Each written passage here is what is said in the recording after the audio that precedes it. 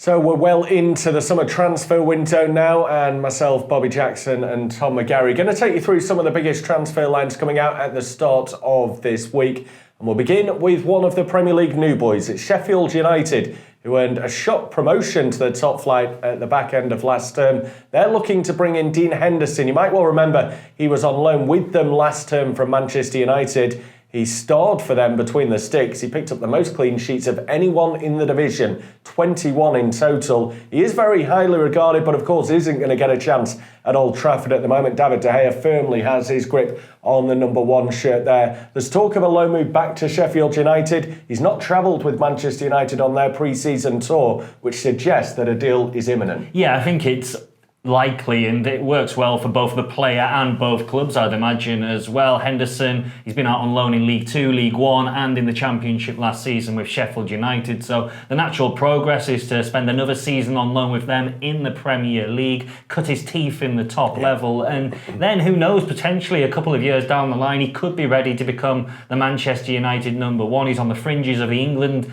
national team at the moment, played for the under-21s in the summer, so yeah, I think it would be good for his progress, and he's certainly a player to keep an eye out for over the coming season. Speaking of goalkeepers, Jack Butland, the current England international, currently plays in the Championship with Stoke. He's been heavily linked with a move to the Premier League. Bournemouth, one of the sides said to be interested, as were Aston Villa, but we're hearing reports now that Villa have pulled the plug on any potential deal. They've been priced out of a move. Stoke standing firm. They want £25 million for Butland, which is a hefty fee, but he is a goalkeeper with proven Premier League quality. He is. You just feel the issue for Villa is exactly what you said. They've been priced out of it. They've brought in a number of targets already, adding to the attack in Wesley. They've brought in defenders, Courtney Hause, and it's a deal for Tyrone Mings is on the verge of being completed as well. So they have spent money, and I think Dean Smith has looked at it as a case of we need to spend the money where required. Butland was almost a bit of a luxury. Great if we can get an England international,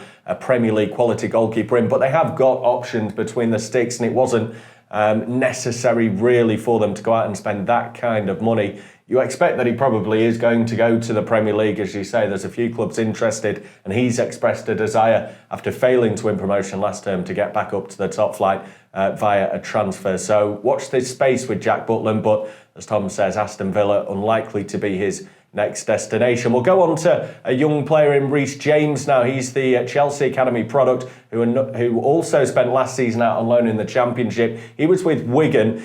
There's talk that he could be on his way to Crystal Palace, and that's down to the fact they've lost Aaron Wan-Bissaka, the right back, to Manchester United. And James could be available for just a snip of the price that they brought in for Wan-Bissaka, maybe looking at £10-12 million maximum for someone like him. The issue is whether Chelsea are prepared to let him go. They have got competition in that right-back area with Azpilicueta and Zappacosta. James could be on loan, maybe even permanently. Yeah, I think a loan move would suit Chelsea best, because this is a player who looks like he's got a really bright future. He was fantastic for Wigan last season in a variety of positions. He played right-back, as we mentioned, centre-back, even in central midfield on occasion. So if I was Chelsea, I'd be looking perhaps to loan him out to the Premier League now, see what he can do in the top flight, similar to Dean Henderson really in that regard. And Crystal Palace might be a good fit, and he could then make that right back position his own with Wan-Bissaka having moved on. I think it'd be a shrewd move for Crystal Palace, and if they could get him for £10-12 million in a permanent deal, I think they'd bite your hand off, because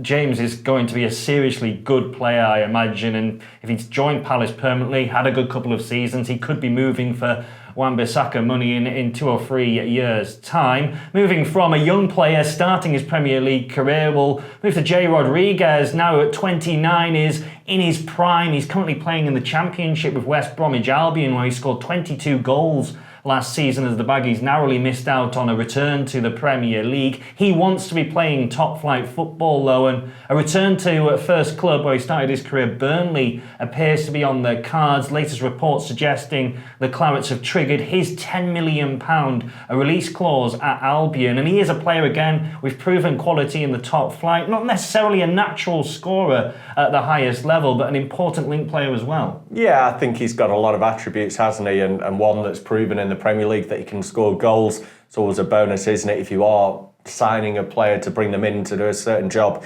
if you know they've got the calibre to do it, then why not take that gamble? And for £10 million, it's a fantastic deal when you think about the money that's being spent on proven quality strikers in the modern day. He's got that link with Burnley, as you rightly mentioned, and I think it'd be a fantastic move. West Brom will be so disappointed to see him go. It will really hurt their hopes of coming back up to the Premier League next season, and they're going to have to scramble about. Of course, losing Dwight Gale as well. He was only there on loan, wasn't he, from Newcastle? So they're going to be in a bit of a dire situation. But Rodriguez to Burnley, and they need to bring in players. They're yet to really act in the transfer market. So this could be the beginnings of movements for the Clarets over the summer. Well, that's it from myself and Tom. We do thank you once again for joining us here today on our transfer roundup.